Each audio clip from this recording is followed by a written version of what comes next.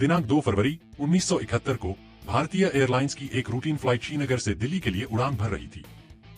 सब कुछ सामान्य था। यात्री अपने अपने मंजिल की ओर जाने की खुशी में थे। कुछ लोग कॉफी पी रहे थे तो कुछ अखबार पढ़ रहे थे। हर चीज ठीक लग रही थी, जैसे कि हर फ्लाइट में होता है। लेकिन जैसे ही विमान 25,000 फीट की ऊंचाई पर पहुंचा, अचानक एक अजीब सा हल्कापन केबिन में महसूस हुआ।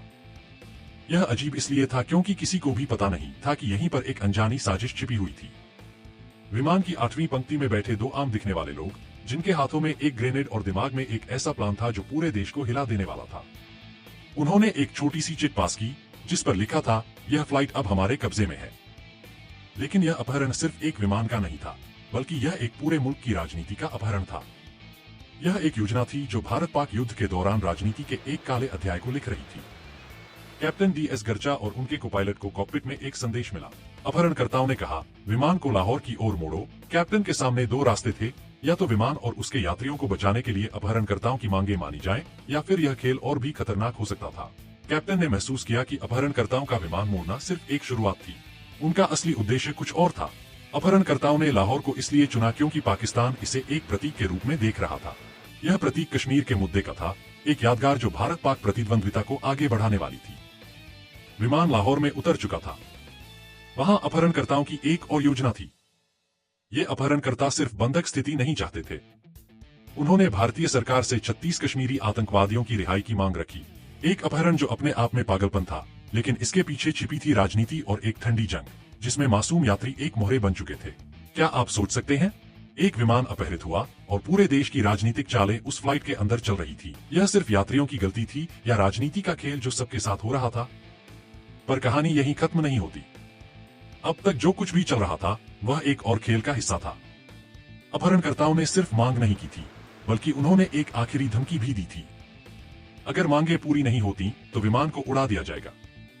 कैप्टन ने यह संदेश भारतीय सरकार को भेज दिया। सब कुछ दांव पर था। दिल्ली में आतंक मच गया था। उस समय की प्रधानमंत्री इंदिरा गांधी अपनी मुख्य टीम के साथ बैठकर योजना बना रही थी। एक तरफ अंतर्राष्ट्रीय दबाव था, दूसरी तरफ यह अपहरण जिसमें मासूम जिंदगियां फंसी हुई थी। भारतीय सरकार को समझ नहीं आ रहा था क्या किया जाए। 36 आतंकवादियों को रिहा किया जाए या उनकी मांगों को नजरअंदाज किया जाए। लेकिन फिर एक अप्रत्याशित मोड़ आया। पाकिस्तान ने अपहरणकर्ताओं का समर्थन करने से इनकार कर दिया। यह छोटी सी बात सब कुछ बदल चुकी थी। अपहरणकर्ताओं को लग रहा था कि उन्होंने एक मजबूत योजना बनाई थी, लेकिन पाकिस्तान सरकार के फैसले ने उनका खेल खत्म कर दिया। पर अपहरणकर्ताओं ने हार नहीं मानी। अब उनका इरादा सिर्फ एक चीज पर था, विनाश। विमान के अंदर एक खतरनाक सन्नाटा था। हर यात्री अपनी जिंदगी को लेकर डरा हुआ था। पर फिर जो होना था वह हुआ।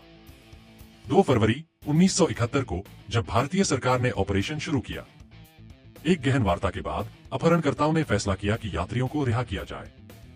और बस इस तरह एक स्वप्न खत्म हो गया। 36 घंटे तक हवा में एक खूनी खेल खेला गया, पर आखिरी पल तक किसी को नहीं पता था कि यह कहानी कैसे खत्म होगी। अपहरणकर्ताओं को लाहौर में गिरफ्तार कर लिया गया।